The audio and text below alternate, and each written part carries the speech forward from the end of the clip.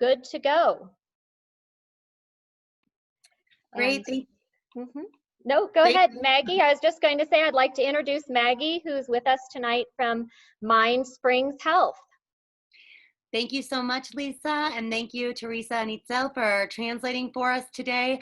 I just wanted to begin by addressing the fact that I do live right on the Glenwood Airport tarmac pretty much, so there may be some background noise, but just bear with me. They're doing really important work out there, and we're doing really important work in here, so we just got to live with that. But hello, my name is Maggie Seldeen. I'm so excited to be here with y'all tonight. I am a peer recovery coach for MindSprings Health under the State Opioid Response Grant, serving Garfield, Eagle, and Pickens counties. I was raised in the Roaring Fork Valley. I lost my mother and many others to heroin overdose, and I'm in my own personal recovery as well. I'm also a very fast speaker and will try to slow it down for you guys this evening.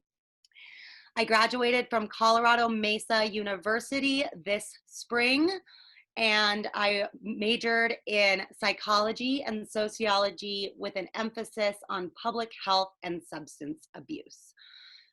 So my job is a little complicated. There's a lot to it, but it consists of connecting people who use opiates like heroin, OxyContin, and fentanyl with appropriate treatment and services like medication-assisted treatment.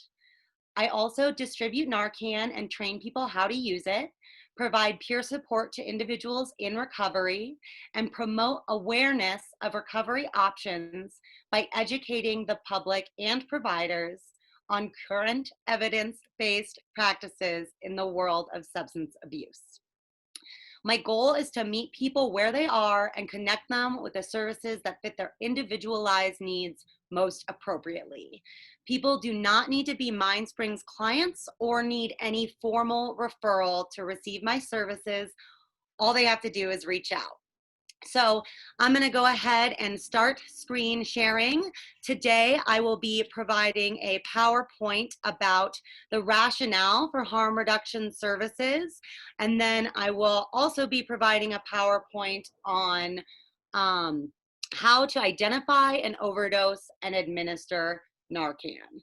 So I am in screen share. I am in here. I can no longer see what's going on in Zoom. So if you need me, shout. But we're going to go ahead and get started. So there is my contact info down there at the bottom, and I will show that again later. So I am sure that we're all aware of the national opioid epidemic, but as way of a brief review, it all began with the advent of OxyContin in 1996 and the mass overprescription strategies of pharmaceutical corporations. Since then, we've seen national increases in overdose deaths, infectious disease spread, and incarceration rates. In addition to these individual consequences, illicit drug use also takes a heavy economic toll on communities through increased health and criminal justice system costs, as well as lost productivity in general. Here in rural parts of the country, we are not immune to this epidemic, as we often have access to drugs without access to appropriate services. Illicit substance use is also highly stigmatized, making it difficult for people to seek help. And substance abuse is commonly a symptom of other underlying issues. So reducing the stigma around drug use and counseling in general could make a huge impact in effectively addressing the negative consequences of substance use. Overdose deaths have consistently been on the rise for many years now, and as we'll see throughout this presentation, the problem is not slowing down or going away. We're actually talking more about an overdose crisis now, as opposed to an opioid crisis, as methamphetamines are responsible for a large amount of overdoses at the national, state, and local level. So to begin, I think it helps to first define the drugs we're talking about. This list of commonly abused substances consists of opioids on the left, which are generally painkillers used in medical pain management, and stimulants on the right, which consist of drugs like cocaine, crack, and methamphetamine.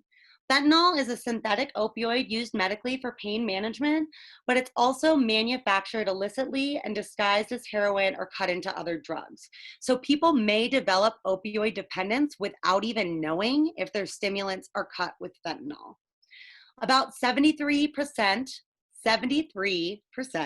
of people in addiction facilities for opioid use disorder state that they started with someone else's pain prescription. So really looking at those drugs on the left, the hydrocodone and oxycodone-based drugs like Percocet and Vicodin. If you have these in your medicine cabinet and you're not using them, we want you to be able to get rid of them responsibly, or if you are using them, to be able to keep them in a safe place. So this next slide is my Faces of Overdose in the Roaring Fork Valley, and these are just a couple of my most personal stories that illustrate the continuous nature of this problem here in our local communities. On the left is my mother, who died in 2006 after a heroin overdose, and on the right is a picture of my friend Dylan, who passed at the age of 20 after injecting fentanyl. This slide could be a lot bigger. I have seen this happening at the ground level for over a decade now. But again, these are just my most personal stories. And I do think, and I actually read an article from the National Institute of Mental Health today that would agree that we need to acknowledge that other common deaths in our communities, such as suicides and automotive accidents involving cars and or pedestrians, are also commonly associated with substance use in some way. So the primary consequences of drug use that we're seeking to address from a public health perspective are overdose deaths and the spread of HIV and hepatitis C through intravenous or IV drug use. This graph here in the center shows the data for how new cases of HIV were contracted in Colorado in 2017. And we can see that a significant proportion was attributed to IV drug use, especially for women, and at a rate greater than the national average. As we'll see in the slides to come, overdose deaths have also been steadily on the rise in Colorado for the past 20 years, and Colorado's drug overdose death rate was consistently higher than the national average from 2000 to 2015. Here we have data on new HIV diagnoses in 2017 at both the state and county level. On the left, you can see that Colorado fell in the lowest bracket of rates for new HIV per 100,000 people. But if you look closely, you can see that our rate is much higher than our neighboring states in that same bracket, and that our numbers are actually more comparable to Indiana and Kentucky, states known for being hit particularly hard by the opioid epidemic. So you can really see how Colorado stands out among its Western counterparts. On the right, you can see that in 2017, Pickens County was in the top 6 counties in the state with the most new HIV cases, with Garfield County not far behind. And I've personally witnessed these increases in new HIV diagnoses in the field, and we're definitely seeing more HIV, and it's being contracted and spread through both intercourse and IV drug use. But I know that everybody wants to see the data about our counties, so I'm going to shoot over here real quick, and here we have data for new HIV for the past 5 years for Garfield County, Eagle County, and Pickens County. And I just don't want us to think that this low number here for 2019 is any reason to celebrate, because as you can see, these numbers definitely fluctuate a lot. 2016, we also only had 2, but then 2017, we were right back up to those higher numbers. So even when we have lower years, this is, I mean, 2 is still a lot of new HIV diagnoses for a county with only 60,000 people in it. And I would argue that any new HIV is too much. So of course, you know, we're not as affected as our neighbors on the Front Range, but it's still definitely a concern here in our local communities. Another public health concern in the world of substance abuse is hepatitis C, which is a bloodborne illness commonly transferred through IV drug use. Hepatitis C has been historically considered a death sentence among IV drug using communities, as the disease, when left untreated, can develop into liver fibrosis, cirrhosis, cancer, and death. But treatment does exist now, and a lot of work at the national and state level has likely contributed to this slight decline in chronic cases we see here on the right. However, hepatitis C can often be asymptomatic in early stages, and we need to continue working to increase awareness about testing and treatment options in order to address this incline in acute cases we're still seeing on the left here, particularly in men. So here we see that steady incline in opioid overdoses over the past 20 years in Colorado, with 2017 having the highest opioid overdose rate on record. 2018 saw a slight decline, but still the second highest record year. And you can see here that this blue line on top in the left graph is prescription painkillers, so responsible for the majority of opioid overdose deaths.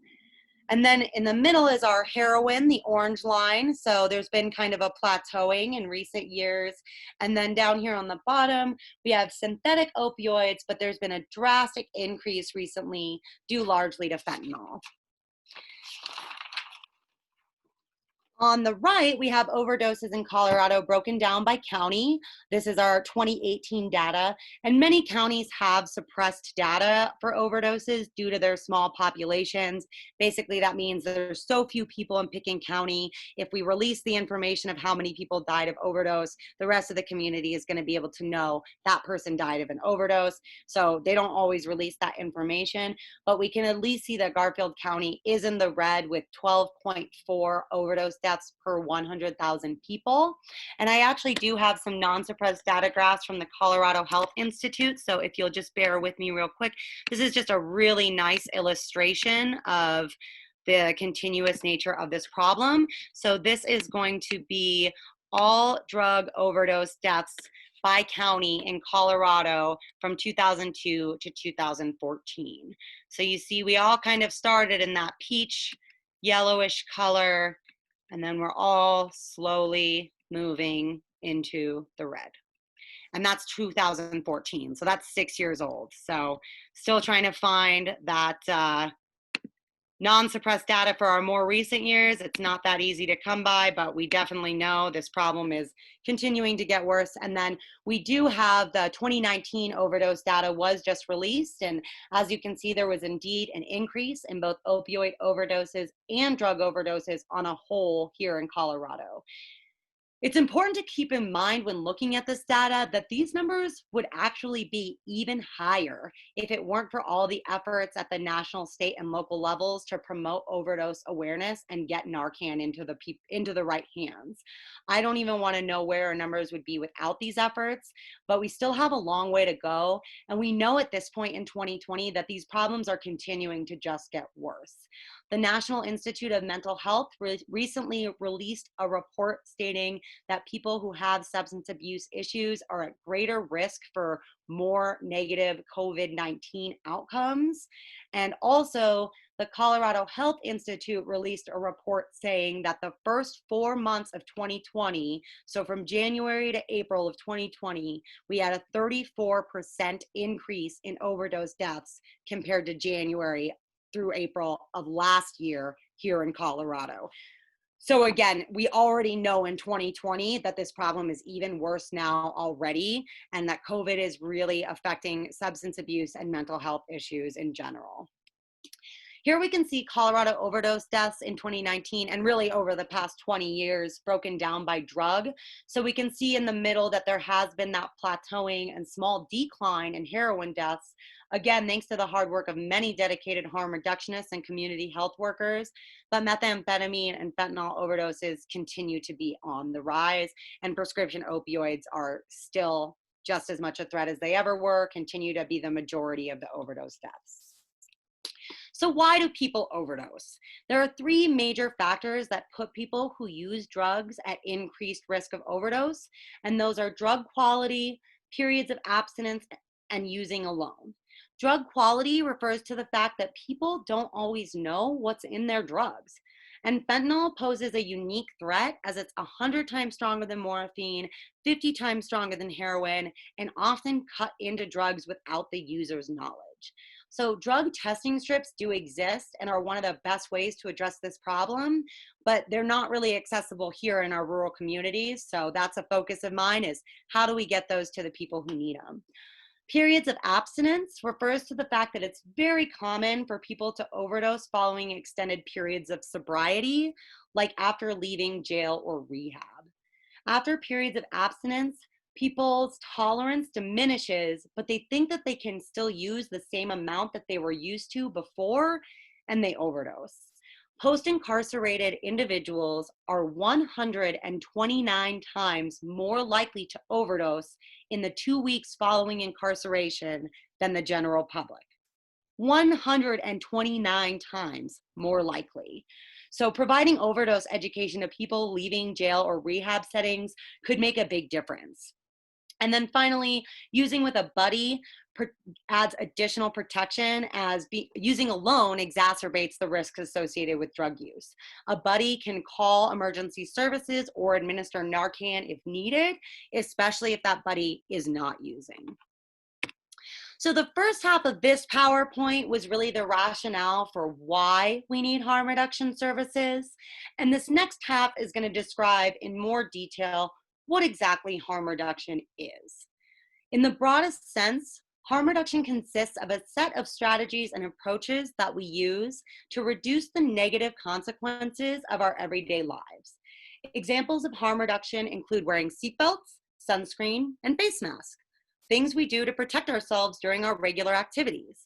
We can't eliminate the possibility of car accidents, but we can reduce the likelihood that car accidents will occur by using streetlights and speed limits, and we can reduce the harm that does occur during car accidents through seatbelts and airbags and other regulations. In terms of substance abuse, harm reduction is an approach that accepts the reality that drug use happens and it can cause serious harm to individuals and communities. As harm reductionists, we believe that ignoring or condemning drug use only makes the problems associated with use worse. It only increases the stigma and reduces the likelihood that people will get help. About 95% of Americans use some form of mind-altering substance on a regular basis, whether that's caffeine, nicotine, alcohol, or heroin. So as harm reductionists, we acknowledge that drug use does not happen in isolation, but that a variety of individual, social, and cultural factors influence substance use, abuse, and addiction. We utilize a non-judgmental, client-centered approach that focuses on individual choice, autonomy, and empowerment. The goal is not necessarily 100% abstinence, but a better quality of life for the individual, their friends, family, and communities. Currently, Colorado has a 68% treatment gap, meaning that for every 10 people who are ready to enter recovery, only about 3 will be able to do so immediately.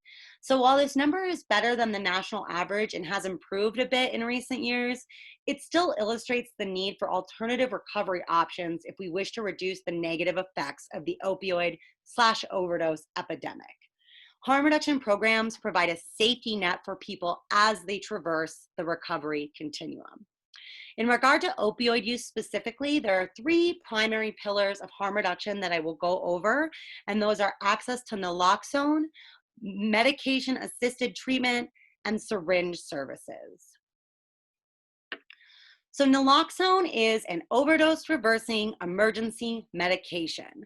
The most popular form of it, called Narcan, is a nasal spray that's available at most pharmacies in the country without a prescription, though it is quite expensive, so we're working to make sure that Narcan gets into the hands who need it most.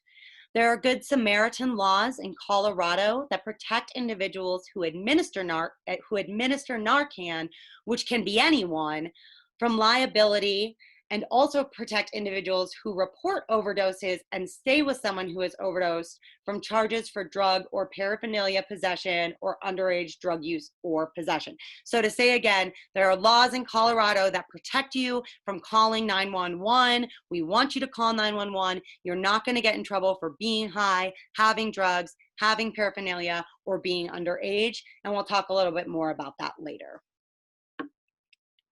Medication-assisted treatment, or MAT, is one of the most effective treatments for opioid use disorder and consists of a combination of an opioid management medication and regular counseling.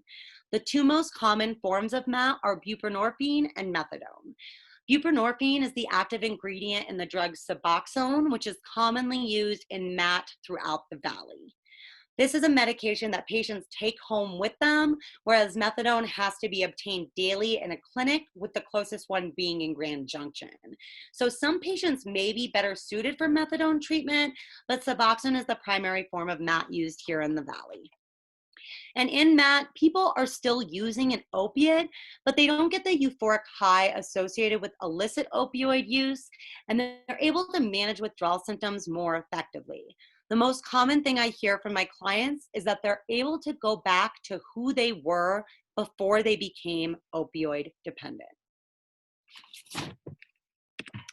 Syringe services refer to the ability to acquire sterile syringes as well as dispose of used ones, but syringe access programs can provide a lot more, including access to fentanyl testing strips, Narcan, rapid HIV and hepatitis C testing, wound care, sterile equipment, treatment referrals, educational materials, and much more, potentially addressing all of the issues we've discussed here today simultaneously. And I know all of this can sound a bit intimidating at first, but syringe services have been proven to be very effective protecting users and the community. Individuals who access syringe services are 5 times more likely to enter treatment programs than IV drug users who do not use these services. Syringe access services have also been shown to reduce the spread of disease and protect community members, like police officers, from needle stick injuries and potential infection. Harm reduction programs on a whole, including Naloxone, MAT, and syringe services, are endorsed by every major medical organization in the world and the nation, including the American Medical Association, the Centers for Disease Control and Prevention, and the World Health Organization, because these programs have been proven to reduce crime, specifically violent crime. They've been proven to reduce the spread of HIV and hepatitis C. They've been proven to reduce needle stick injuries and public overdoses, and they've been proven to keep our communities clean and safe. People who utilize these services are more likely to get into recovery programs and more likely to stay sober longer than their counterparts who engage with recovery via traditional punitive methods used by the criminal justice system. Substance abuse is a mental health and public health issue, not a criminal justice issue. And again, these empirical studies were done way back in the 90s. It has been a long time that these programs have been shown to be empirically effective, and it's just taking us a long time to catch up with the data. But one other thing I'd like to add is that for people who still are unsure, we get a lot of concern that programs like this are enabling or that they're bringing more drugs in. The reality is that the drugs are already there. The death is already happening, and it can happen in a lot of ways. And so we want to reduce what's already happening, and these programs really do not show to increase any use at all. It actually just gets more people help. And Indiana is a great example of the efficacy of these programs. In 2015, the state of Indiana was experiencing an HIV outbreak. They were having new HIV diagnoses comparable to rates in sub-Saharan Africa. Mike Pence, then Indiana governor, signed legislation allowing syringe access services or programs to open as they had previously been illegal. And since then, while of course they haven't completely eliminated the risk, the numbers of new HIV have greatly been reduced to more reasonable rates. And also keep in mind with that statement that our rate was the same as Indiana's in 2017 for the state of Colorado. So I encourage you all to support these evidence-based practices in substance abuse in the hopes that we can reduce the death and disease that has been plaguing our communities for decades now. This is a problem that affects us all and requires a community-focused solution. I also encourage you to learn more about these programs and services from these various resources or by reaching out to me directly. This is my area of expertise, and I still learn something new every day as our understanding of addiction is constantly expanding. So that is presentation 1. So let me pop out of here. I'm going to keep screen sharing, but I think that right now we could maybe do 5 minutes of questions if we have any.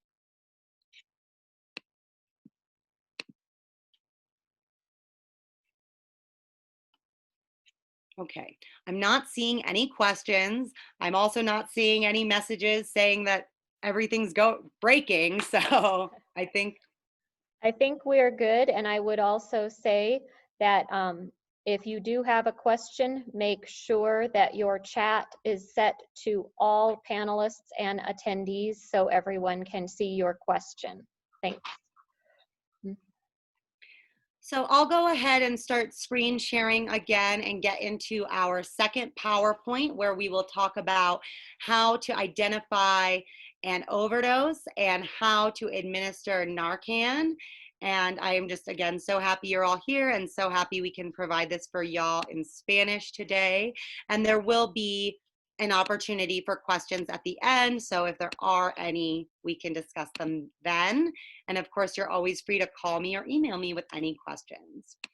So this next PowerPoint was developed by my colleague Jessica Eady with the Colorado Consortium for Prescription Drug Abuse and Prevention. And this one is going to be on preventing, recognizing, and responding to opioid overdoses. I also have some of my own information, and some of this might be a little bit of review from the last PowerPoint, so I'll try to keep this one short and sweet and to the point. So this talks a little bit again about what an opioid is. So again, this PowerPoint is going to focus on overdoses caused by heroin, fentanyl, or prescription opiates. And again, those prescription opiates are very dangerous. Just because a doctor said you can take them doesn't make them any safer than heroin. The effects of opioids are generally euphoric. People generally feel really good. They may feel very sleepy or sedated. Opioids cause pain relief, and that's why they're used in pain management. They also can provide cough suppression, decreased anxiety, and constipation. But the respiratory depression is the side effect of opioids that really creates some risk. And the tolerance for opioids really varies. So most people will quickly develop a tolerance to the pleasurable euphoric effects of opioids, but they may never develop tolerance to the respiratory depression. So it's very common that people will start having to use more of their drug to feel like they're getting the same effect. And with opioids, it often becomes an issue of not trying to get high, but just trying to stay well, because opioid withdrawal is pretty intense and it can be very, very uncomfortable. And so there comes a point with opioids where people have become tolerant to the euphoric effects, but they need to keep using it so that they don't get sick, and they're not tolerant to respiratory depression.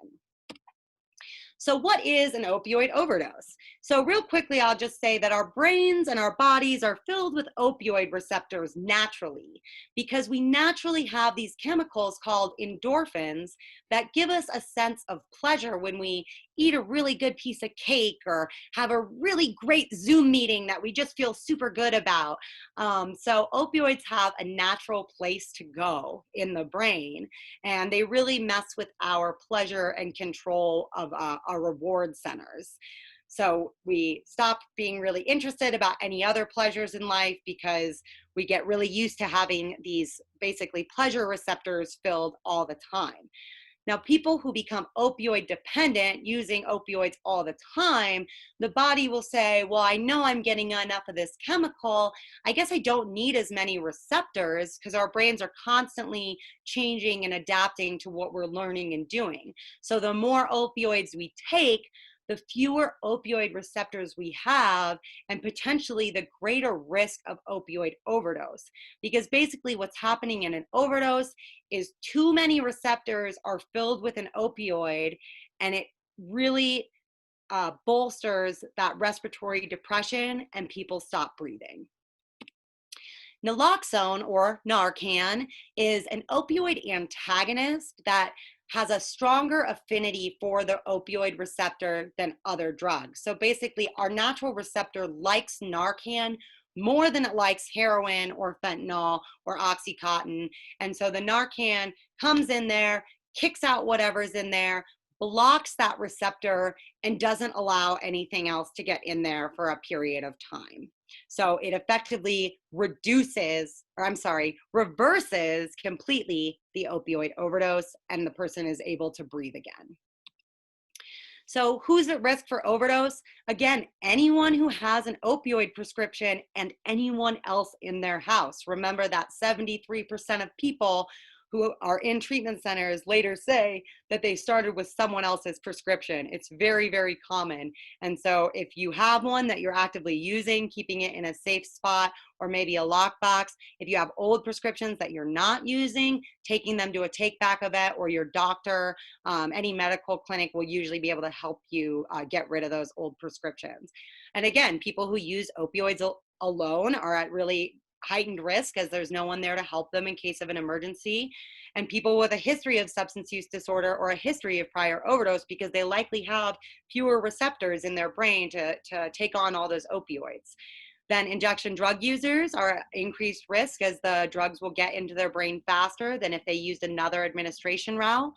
Drinking alcohol or using other drugs, which we'll talk about more in a minute, that also is a huge risk. Anyone who has a history of psychiatric illness or poor physical health is at increased risk.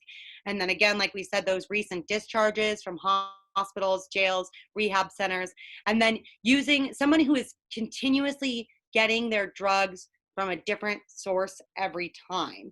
Again, that change in purity. If you're constantly getting it from someone else every time, you really aren't sure what's in there. And I've heard some really sad stories recently of counterfeit Percocets being fentanyl. So even if it looks like it's a pill, it could be fentanyl. And so we really don't know always what is in our drugs, where we're actually getting them from. That puts people at a much greater risk.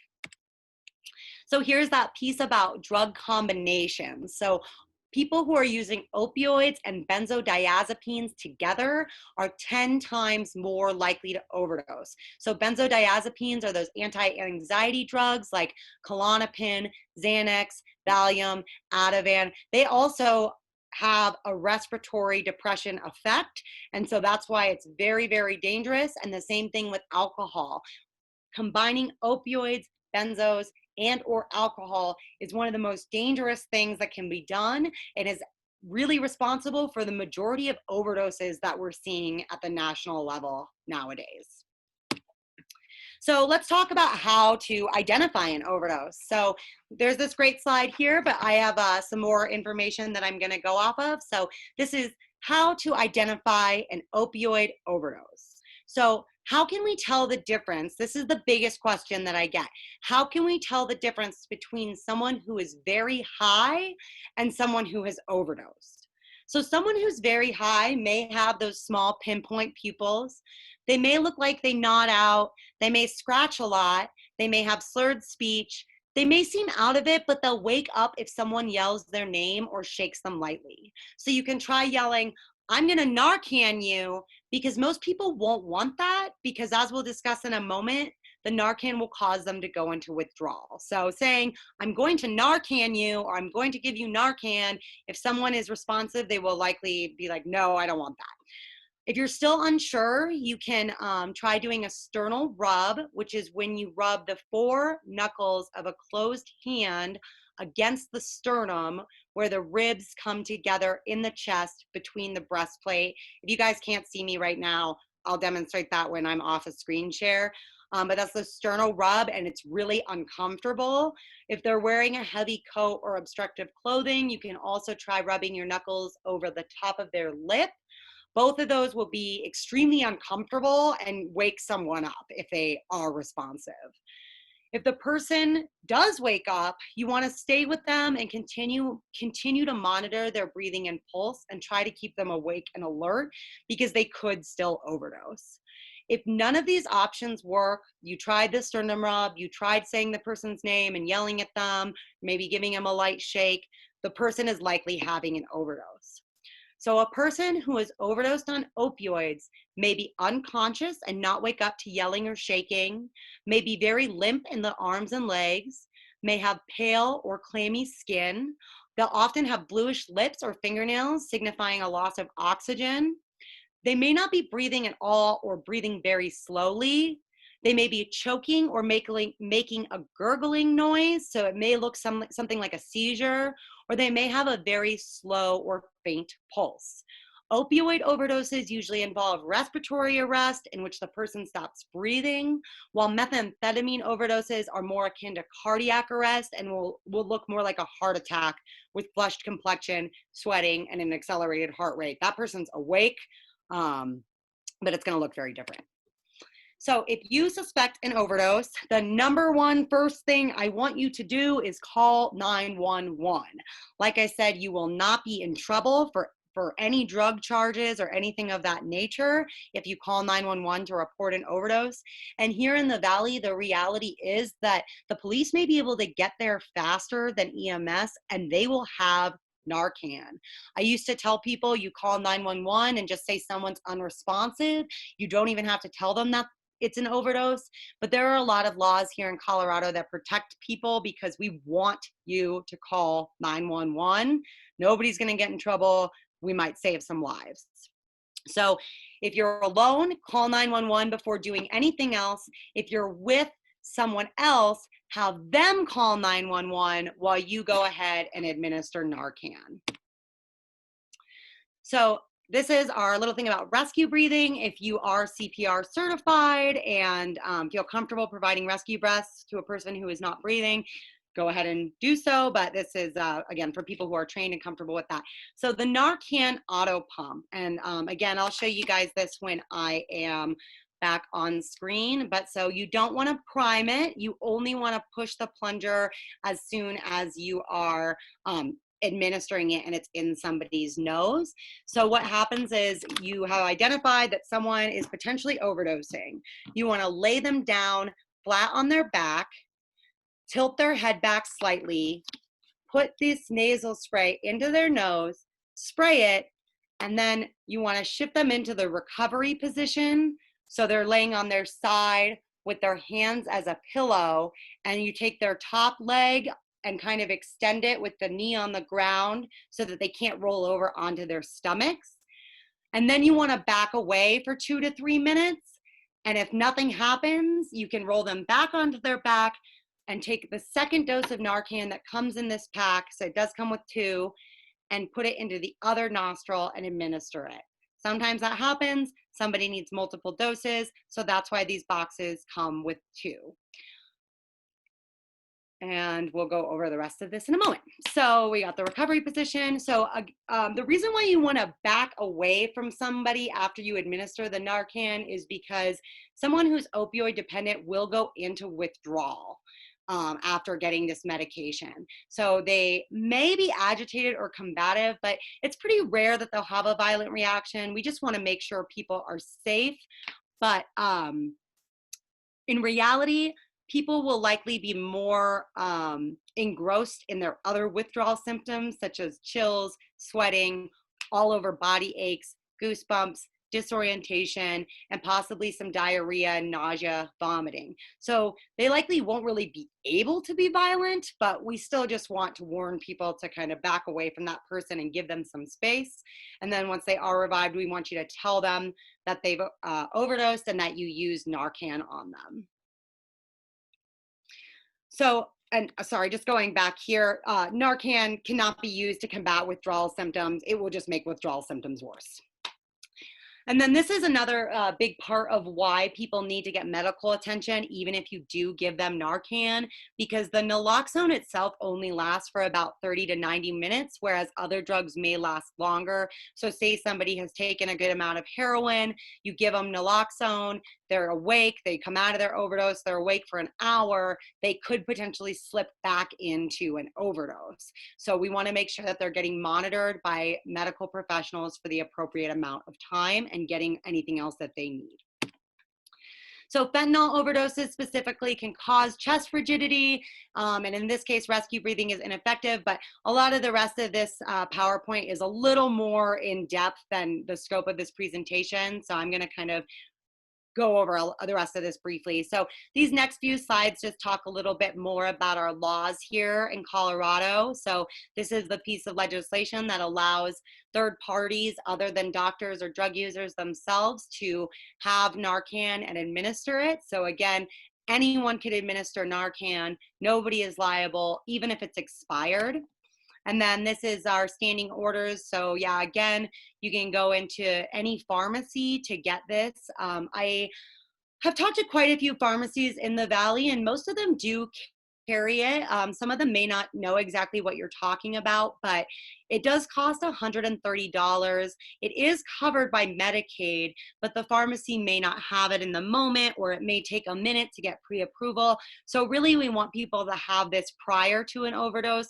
It's going to be difficult to access it from a pharmacy through in an emergency situation. And then this is that Good Samaritan law, again, stated in much better language. So it prohibits the arrest and criminal prosecution of anyone, including the individual who experiences an emergency drug or alcohol overdose for certain offenses. So specifically drug offenses, paraphernalia charges, or even minors. So if minors are drinking alcohol or smoking marijuana, they're not going to get in trouble for that if they call in a suspected overdose. And again, you don't have to say it's an overdose. You can just call and say someone's non-responsive.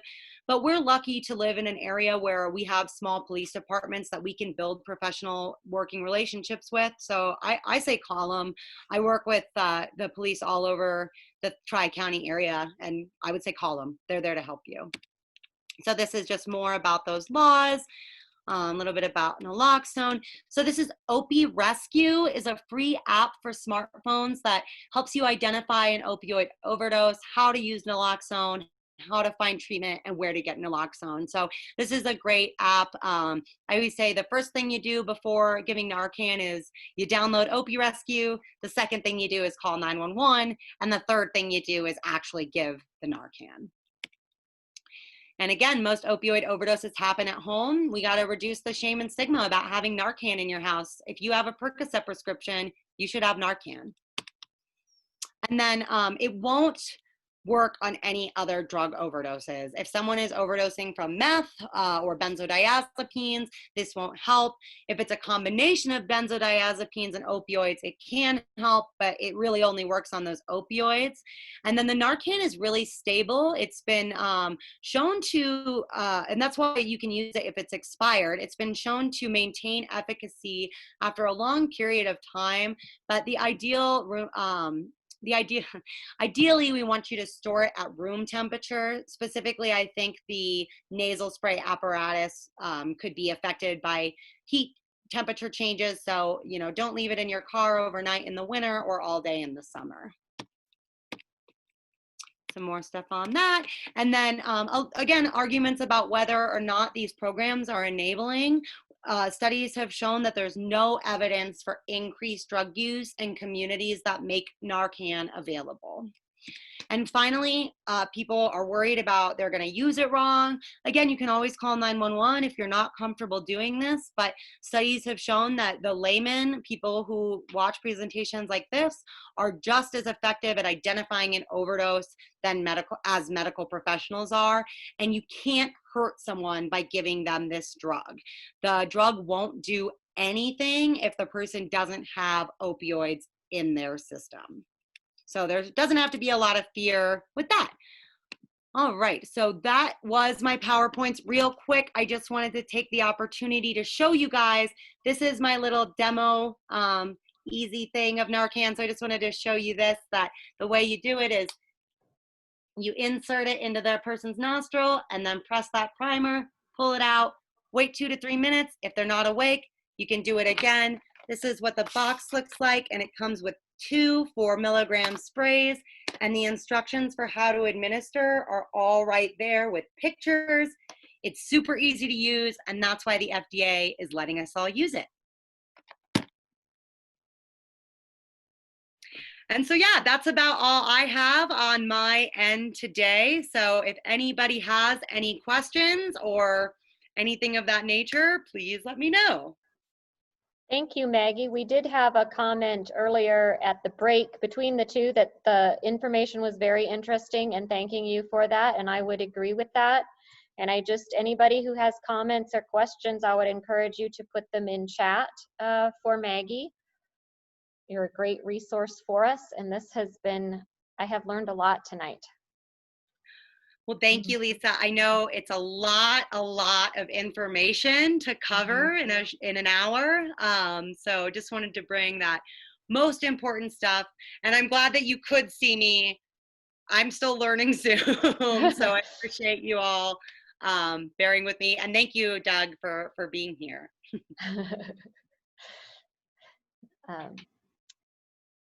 Yeah, and I also want to thank Itzel and Teresa, our interpreters tonight, because I'm sure this presented some great challenges for interpreters. And someone else. Sorry, go ahead. There's some hard words in there, I know. Norma Pai says, thank you so much for sharing this resource that is so important. Thank you so much for the translation in Spanish. If people have more questions, if they want to learn more about this, if you want to get Narcan trained, or if you feel like it would be appropriate for your organization, I am doing these trainings for the public, for staff, whoever's interested. And again, I just want to get everyone's questions answered as much as I can. But I really think that, you know, everyone who's comfortable should carry Narcan, because if you interact with people, there's a chance that you might witness an overdose. And is it all right if I put your email address in chat, Maggie? Yes, please do. It's mseldeen@mindspringshealth.org.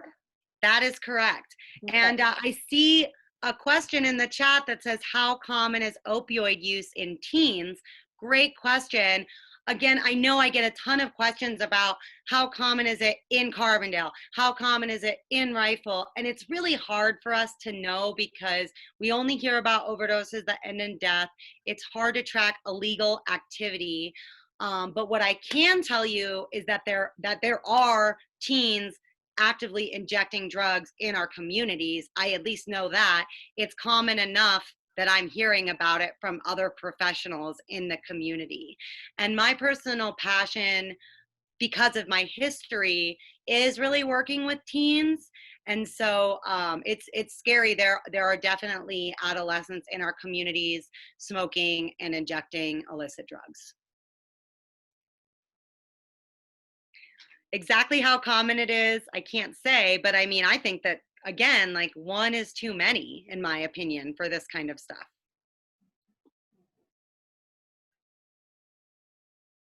So I got another one that said, would they simply be taking Vicodin or other drugs? First of all, I will say that it definitely depends on the town in the valley that we're talking about. So Aspen, we have a lot more cocaine and prescription drug abuse. Carbondale, we have more specifically heroin use. Rifle area, we have more meth use. So there is kind of themes in our communities, but again, like the teens that I know of, they're injecting drugs with syringes, they're smoking drugs. So I think it just depends, because I think that there is also, and this is something I want to work on, is developing a specific teen presentation, because I have an 18-year-old brother who graduated from Aspen High this year, and he's already seen an overdose. And I just, I know that there's definitely prescription drug abuse happening in those communities, that's for sure. I think benzodiazepines like Xanax is really popular right now, especially among teens. And but just the fact that it's all happening in those teen communities, but I think it might depend on what town they're in. So and then another question, can you tell us more about how to keep the prescriptions safely stored? Absolutely. So if you have kids in your house, I would recommend a safe, because kids or teenagers, they're really good at finding hiding places. If it's just you're living with other people and maybe that's not as much of a concern and you just want to keep it safe, or really much younger children, high shelves or places that are known only to you. But like a small safe is the best way. I know that can be inconvenient if you're taking a medication every day, but I told somebody the other day it's inconvenient to wear a condom, but we need to build these habits, right? So that's just where we're at with harm reduction with drugs. The other thing I wanted to add about prescription medications is that drug take back piece. Most medical facilities would properly dispose of old medications, because throwing your Vicodin in the trash is kind of just as dangerous, because who knows who's going to come across it.